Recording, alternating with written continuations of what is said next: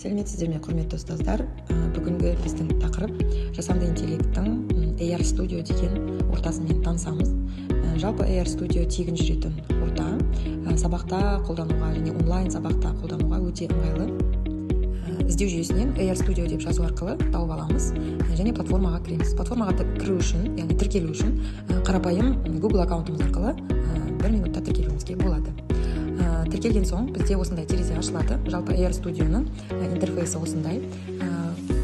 Сол жақ бөлігінде меню орналасқан және сіздердің проекттеріңіз осы жерде орналасады. Жаңа жоба қосу үшін добавить проектті басамыз және бұл жерде сіздерге көптеген мүмкіндіктер ұсынылып отыр. Соның ішінде распознавание фото деген бөлімді біз таңдаймыз. Әрі қарай Light редактор таңдау арқылы AR Studio AR Viewer бөлігін таңдаймыз. Осы жерде біздің жұмыс ортамыз ашылады. Ашылған терезеде сіздер оң жақ бөлігінде создать AR деп шерттеміз және бізге қазір AR-ды жасаудың екі түрлі үлгісін ұсынады.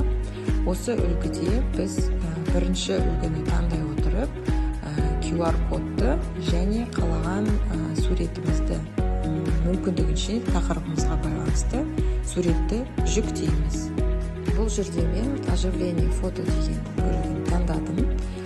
Осы жерде сіздерге PNG сурет, яғни JPEG форматтағы бір суретті жүктеуге болады, мүмкіндік береді. Ол сіздің тақырыбыңызға қатысты болу керек мүмкіндігінше. Мына жерде мен суретті таңдап жатырмын. Суретті орналастырамыз қазір. Орналастырғаннан соң бізге 1-2 минуттық көлем үлкен емес видео жүктеуіміз қажет болады. Әрине ол біздің тақырыбымызға байланысты болу қажет. Жасап болғаннан кейін бірнеше сурет пен видео орналастыруға болады добавить деп, немесе жасап болдық, енді ары қарай қолдану үшін сақтаймыз публикация проекті.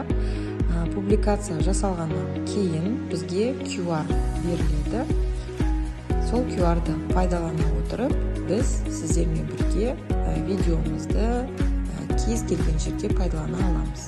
Енді қарап отырсаңыздар, просмотрды бассақ, осындай QR беріледі және бұл QR-ды біз жүктеп алуымызға болады.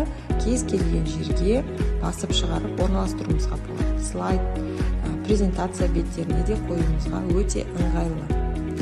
Жүктеп алу үшін сіздерге өзіңіздің жасалған жобаларыңыздың ішіне өту арқылы осы жерден сол жақ жоғарғы бөлігіндегі AR түймешесіне басып жобамыздың суреті мен QR кодын экспорттап, яғни жүктеп алуға болады.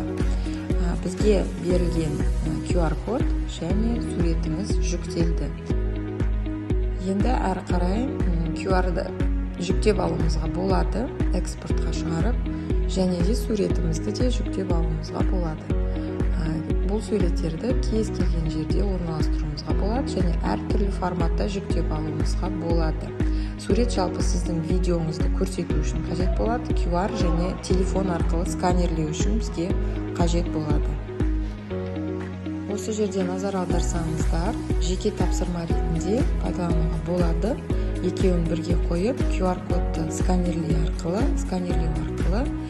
осы суретке камерамызды алып келген кезде видеомыз біздің ойнай бастайды. Демек, видео арқылы балалар үй тапсырмасын орындайды, немесе сіздер нұсқаулық ретінде беруге болады жеке тапсырманы, немесе жалпы тақырыпты қайталау ретінде пайдалануға болады.